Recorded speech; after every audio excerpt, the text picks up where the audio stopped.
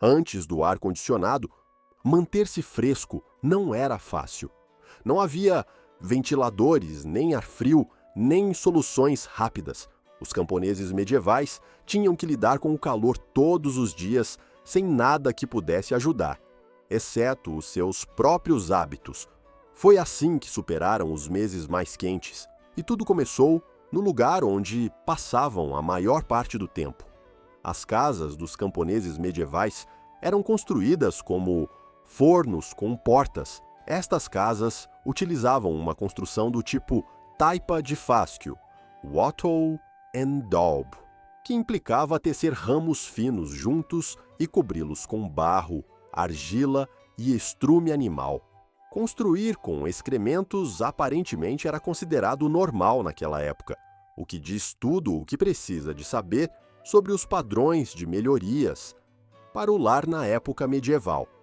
As paredes eram grossas e pesadas, feitas de pedras toscas, misturadas com vigas de madeira que provinham das árvores que cresciam por perto. Embora isto soe forte, criou lares que absorviam o calor durante o dia e se recusavam a deixá-lo escapar durante a noite. Os maiores problemas eram causados pelos telhados. Os telhados de como, feitos de erva seca, juncos ou palha, eram terríveis para manter o calor do lado de fora. Estes telhados eram grossos e densos, o que significava que absorviam o calor do sol, como uma esponja gigante, e depois o libertavam lentamente dentro de casa durante todo o dia e a noite.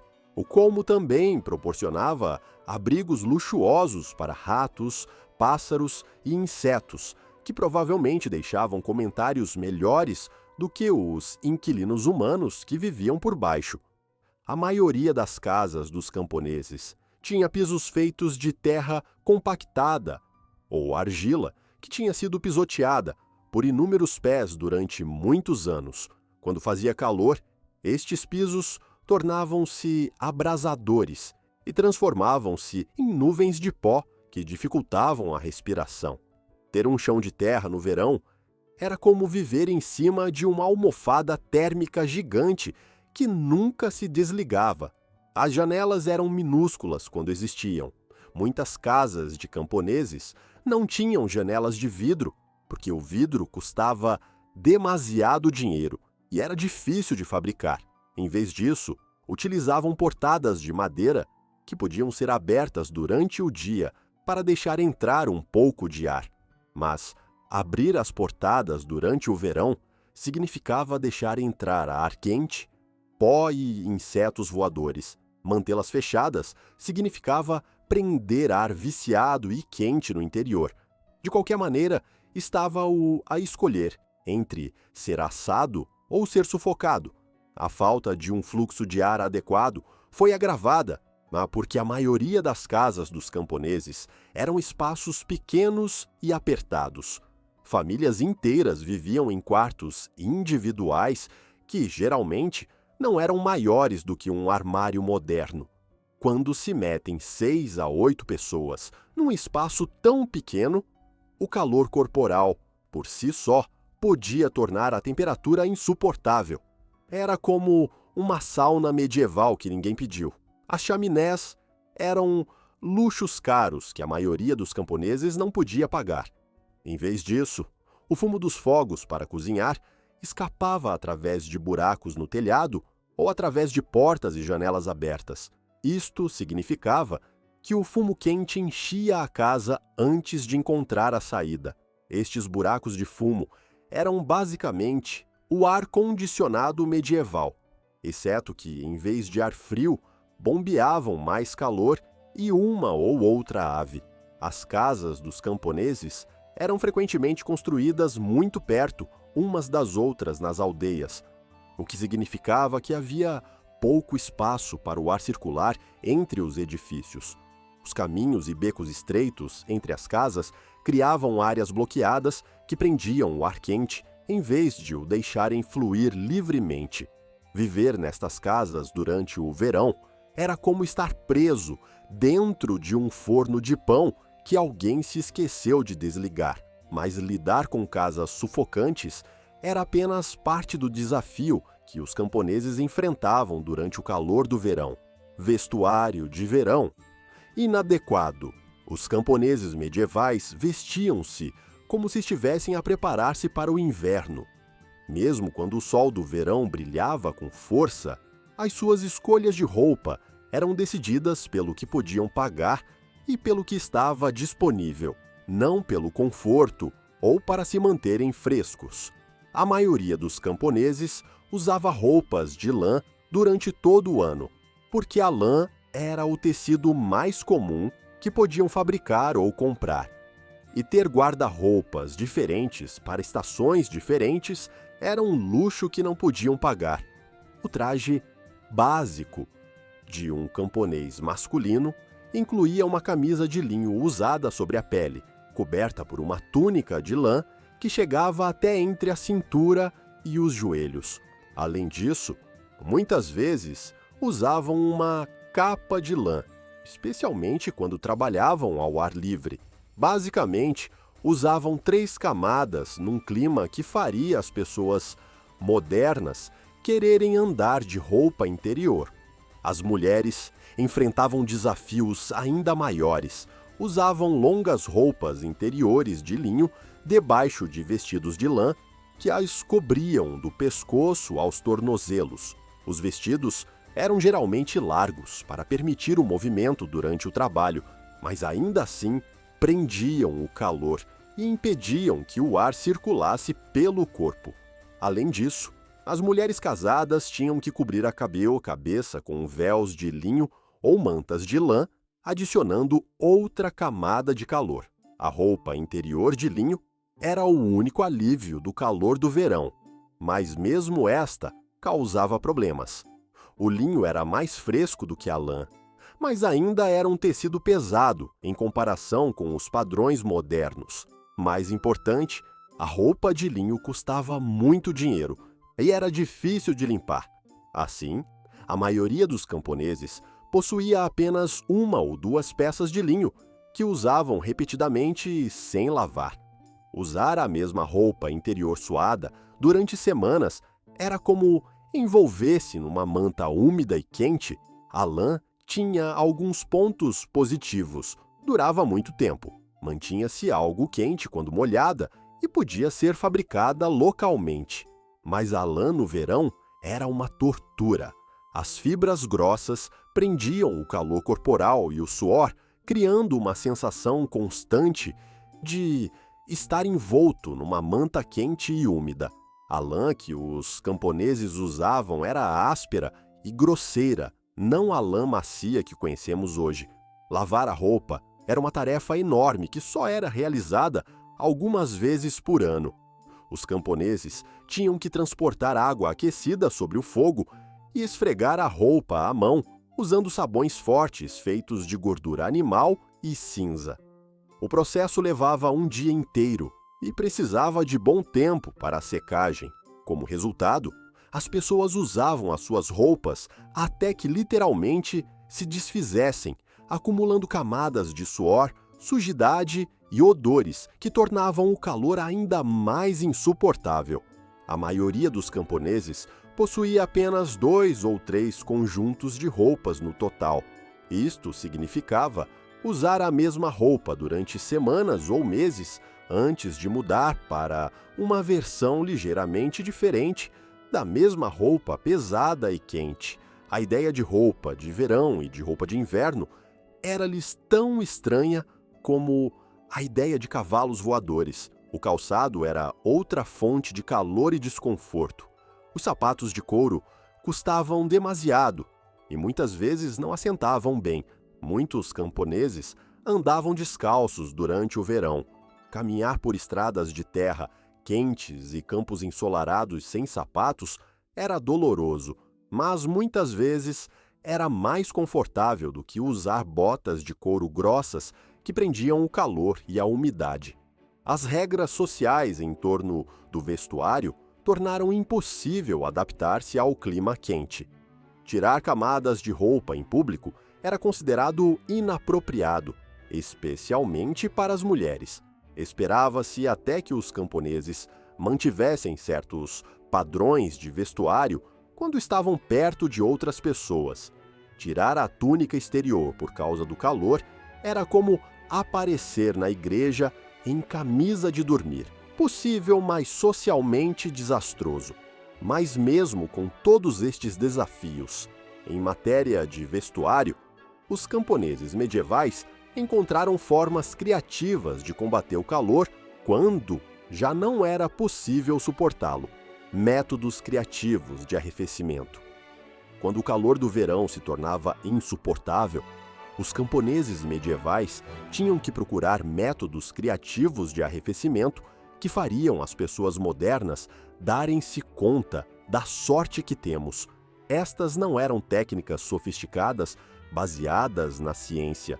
Foram ações desesperadas nascidas da necessidade e transmitidas de geração em geração por pessoas que sabiam o que era cozinhar lentamente nas suas próprias casas. O truque de arrefecimento mais popular era simplesmente mudar-se para outro lugar. Quando as casas se tornavam demasiado quentes, famílias inteiras abandonavam os seus lares e dormiam ao ar livre. Não era um acampamento divertido, era sobrevivência. As pessoas levavam camas de palha, mantas e almofadas para o exterior e faziam locais para dormir temporários nos seus pátios, jardins ou até nas ruas das aldeias. Dormir ao ar livre era como passar de uma frigideira para o chão, ao lado da frigideira. Não era perfeito, mas definitivamente melhor. Encontrar sombra tornou-se uma busca diária. Os camponeses planeavam os seus horários com base nas sombras em movimento, seguindo manchas de sombra como viajantes sedentos, seguindo fontes de água. As árvores de grande porte ocupavam um lugar privilegiado durante os meses de verão. Os carvalhos, freixos e faias, com espessas copas de folhas, tornaram-se locais de encontro informais, onde as pessoas se reuniam para escapar do sol. A sombra sob estas árvores podia ser entre 5 a 8 graus Celsius mais fria do que a luz solar direta. Os muros e edifícios de pedra proporcionavam outra fonte de alívio refrescante. Os grossos muros de pedra de igrejas, castelos e edifícios maiores mantinham-se mais frescos do que as estruturas de madeira e argila. Os camponeses encostavam-se a estes muros, sentavam-se à sua sombra ou até se deitavam no chão junto a eles para absorver um pouco de frescura. Os interiores das igrejas eram especialmente populares, porque os grossos muros de pedra e os tetos altos criavam espaços naturalmente mais frescos. A água era o máximo luxo para se refrescar, mas muitas vezes era difícil de encontrar e nem sempre estava limpa. Os rios, riachos e lagoas tornaram-se locais de reunião, onde as pessoas molhavam os pés, salpicavam água no rosto e até se despiam para banhos rápidos quando ninguém estava a olhar. O poço da aldeia era muitas vezes o lugar mais fresco da cidade, porque estava construído sobre água subterrânea que permanecia à mesma temperatura durante todo o ano. Os camponeses desenvolveram formas inteligentes de utilizar pequenas quantidades de água para alcançar o máximo efeito de arrefecimento. Molhavam pedaços de tecido em água fria e envolviam-nos à volta dos seus pescoços, pulsos ou cabeças. A secagem da água criaria um efeito de arrefecimento que poderia durar 1 hora ou mais. Os espaços subterrâneos ofereciam o melhor alívio de arrefecimento. As caves, os buracos de armazenamento e até os poços proporcionavam acesso às temperaturas naturalmente frescas que se encontravam debaixo da terra. A terra, a vários pés abaixo da superfície, permanece a uma temperatura bastante constante durante todo o ano, geralmente em torno de 10 a 15 graus Celsius. Os camponeses desciam a estes espaços durante as horas mais quentes do dia, O método de arrefecimento mais eficaz muitas vezes consistia simplesmente em aceitar que se ia passar calor e sentir-se miserável e tentar tornar o sofrimento o menor possível. Os camponeses medievais desenvolveram uma fortaleza mental que lhes permitia funcionar em condições que fariam as pessoas modernas correrem para o edifício, com ar-condicionado mais próximo. Dieta de verão e desafios sociais. A busca por frescura afetou cada decisão que os camponeses tomavam durante o tempo quente, incluindo o que escolhiam consumir. Os camponeses medievais comiam refeições que fariam as pessoas modernas questionarem tudo sobre as suas escolhas alimentares, especialmente durante o verão, quando o calor fazia com que cada dentada parecesse um castigo. A dieta básica camponesa consistia em alimentos que geravam calor, estragavam-se rapidamente e requeriam cozedura sobre fogos abertos, que transformavam as cozinhas em fornos. Comer sopa quente, num dia de 32 graus, era basicamente uma autotortura medieval disfarçada de almoço. A potagem era a base da alimentação camponesa durante todo o ano. E o verão não era diferente. Esta sopa espessa era preparada com qualquer grão, vegetal e restos que estivessem disponíveis, normalmente cevada, aveia, cebolas, couve e nabos. Era cozinhada em grandes panelas de ferro sobre fogo aberto, enchendo as casas de vapor quente e fumo. Durante o verão, estar em frente a um fogo quente para mexer a potagem era como oferecer-se voluntariamente para trabalhar dentro de um vulcão. O pão era outro alimento principal que criava problemas de calor. A maioria dos camponeses não podia pagar para ter fornos em suas casas. Por isso, o pão era cozido em fornos, partilhados usados por aldeias inteiras. Estes fornos eram enormes estruturas de pedra que eram aquecidas com fogo de lenha até atingirem temperaturas suficientemente altas para cozer dezenas de pães de uma só vez. Comer pão camponês medieval no verão era como engolir um tijolo quente que permanecia no estômago durante horas. Os alimentos frescos eram caros e os camponeses não podiam dar-se ao luxo de os desperdiçar. Mas o calor do verão tornava a conservação de alimentos uma batalha constante. Os vegetais da horta deviam ser consumidos rapidamente antes que apodrecessem, o que significava consumi-los à temperatura em que estivessem, geralmente quentes, por terem estado expostos ao sol. A carne era conservada através de processos de salga, fumagem ou secagem que criavam alimentos incrivelmente salgados e densos. A carne de porco salgada, o peixe seco e a carne fumada eram alimentos camponeses comuns, mas provocavam sede e geravam calor corporal durante a digestão. Comer carne salgada e conservada num dia quente era como adicionar lenha a um fogo já a arder. A cerveja era a bebida principal dos camponeses, consumida em quantidades que escandalizariam as pessoas modernas. Um camponês típico podia beber entre 1 e 2 galões de cerveja suave por dia porque era mais segura do que a água e fornecia calorias e nutrientes. No entanto, para fazer cerveja, era necessário ferver água e cereais, o que adicionava mais calor a casas e aldeias já de si quentes. Fazer cerveja no verão era como organizar uma festa de banho de vapor à qual ninguém queria assistir, mas todos precisavam porque precisavam de algo seguro para beber. A água muitas vezes não era segura para beber porque provinha de fontes contaminadas com dejetos humanos e animais. Os poços, riachos e lagoas eram frequentemente localizados perto de latrinas, currais de animais e áreas de lixo.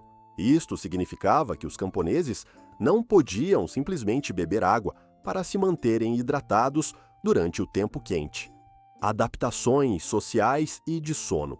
As aldeias medievais transformavam-se completamente durante o verão, quando os camponeses fugiam das suas casas sufocantes e convertiam os espaços públicos em zonas de estar ao ar livre.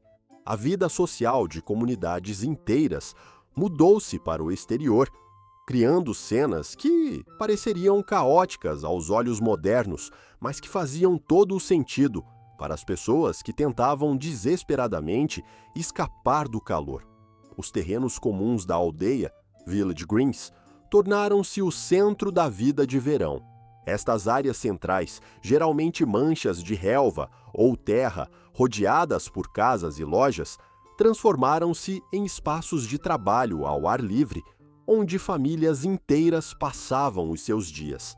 As pessoas levavam as suas tarefas para o exterior e estendiam os materiais para fiar, tecer e fazer outros artesanatos sob qualquer sombra que pudessem encontrar. A praça da aldeia, no verão, parecia uma gigantesca fábrica ao ar livre, onde todos tentavam fazer o seu trabalho enquanto derretiam lentamente. As igrejas tornaram-se centros de arrefecimento não oficiais durante os meses de verão. Os grossos muros de pedra, os tetos altos e os interiores sombrios das igrejas proporcionavam alguns dos espaços mais frescos disponíveis para os camponeses. As pessoas chegavam cedo aos serviços e ficavam muito tempo depois de terminarem, encontrando desculpas para passar o tempo no interior, relativamente fresco. Os poços públicos tornaram-se importantes centros sociais durante o tempo quente. Estes não eram apenas lugares para obter água, eram locais de reunião comunitários, onde as pessoas podiam refrescar-se, lavar as mãos e o rosto e pôr em dia os mexericos da aldeia. A área em redor de um poço era muitas vezes vários graus mais fria do que a aldeia circundante, devido à fonte de água subterrânea. Os rios, riachos e lagoas transformaram-se em zonas de refrescamento públicas, onde as normas sociais normais foram relaxadas por necessidade. As pessoas entravam na água completamente vestidas, tiravam os sapatos e as meias para molhar os pés e até se despiam para tomar banho, quando a privacidade o permitia. As árvores de sombra tornaram-se bens imobiliários privilegiados, que eram reclamados cedo no dia e defendidos durante as horas quentes. Grandes carvalhos, freixos e faias, com copas espessas, podiam abrigar dezenas de pessoas sob a sua sombra. As famílias estabeleciam acampamentos temporários sob estas árvores, levando almofadas, mantas e materiais de trabalho para criar espaços de vida ao ar livre. Uma árvore que desse boa sombra no verão era mais valiosa do que a prata, principalmente porque não se podia sentar debaixo da prata para escapar do calor. Os horários de trabalho foram completamente reorganizados com base no calor. Os camponeses acordavam muito antes do amanhecer, por vezes tão cedo como às 3 ou 4 da manhã, para aproveitar as horas mais frescas do dia. Trabalhavam durante várias horas enquanto o ar ainda estava fresco da noite, depois faziam uma longa pausa durante a parte mais quente do dia, geralmente desde a manhã até a tarde. Este horário criou um período de descanso natural que era essencial para a sobrevivência. Durante as horas mais quentes do dia, normalmente entre o meio-dia e as 4 da tarde, aldeias inteiras fechavam as suas portas. As pessoas procuravam os lugares mais frescos que pudessem encontrar e descansavam até que o calor voltasse a ser suportável. O período de descanso medieval não era um luxo. Tratava-se de não desmaiar por exaustão pelo calor. Os arranjos para dormir tornaram-se incrivelmente flexíveis durante o verão. As famílias abandonavam as suas camas e dormiam onde pudessem encontrar condições mais frescas. Colchões de palha, mantas e almofadas eram arrastados para o exterior para criar zonas de dormir em jardins, pátios e até no meio das ruas da aldeia. As aldeias medievais durante as noites de verão pareciam acampamentos gigantes, onde todos se tinham esquecido de levar tendas. A qualidade do sono era terrível durante as ondas de calor do verão. As pessoas dormitavam intermitentemente durante períodos curtos, acordavam a suar e desconfortáveis e depois tentavam encontrar lugares ou posições mais frescas. O sono de verão medieval parecia menos uma boa noite de descanso e mais uma série de cestas desconfortáveis, interrompidas por buscas desesperadas por ar mais fresco. Os camponeses medievais desenvolveram um nível de tolerância ao calor que surpreenderia as pessoas modernas. Mas mesmo eles tinham os seus limites. A combinação de dias quentes, noites sufocantes e trabalho físico constante criou condições que testaram a resistência humana até ao ponto de ruptura. No entanto, de alguma forma, sobreviveram a estes verões brutais ano após ano, desenvolvendo estratégias e adaptações que lhes permitiram funcionar em condições que fariam as pessoas modernas correrem para o edifício com ar-condicionado mais próximo.